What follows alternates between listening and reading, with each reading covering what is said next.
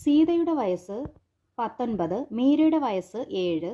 എത്ര വർഷം കഴിഞ്ഞാൽ സീതയുടെ വയസ്സ് മീരയുടെ വയസ്സിൻ്റെ ഇരട്ടിയാകും?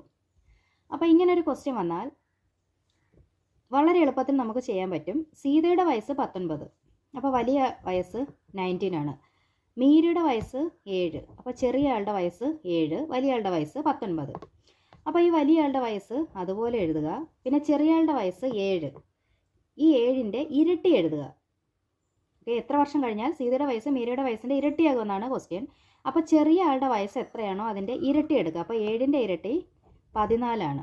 അതിനുശേഷം വലിയ ആളുടെ വയസ്സിൽ നിന്നും ചെറിയ ആളുടെ വയസ്സ് മൈനസ് ചെയ്യുക.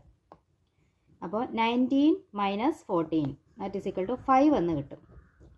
അപ്പോൾ ഈ 5 ആയിരിക്കും ആൻസർ. 5 വർഷം കഴിഞ്ഞാലാണ് സീതയുടെ വയസ്സ് മീരയുടെ വയസ്സിൻ്റെ ഇരട്ടിയാകുന്നത്.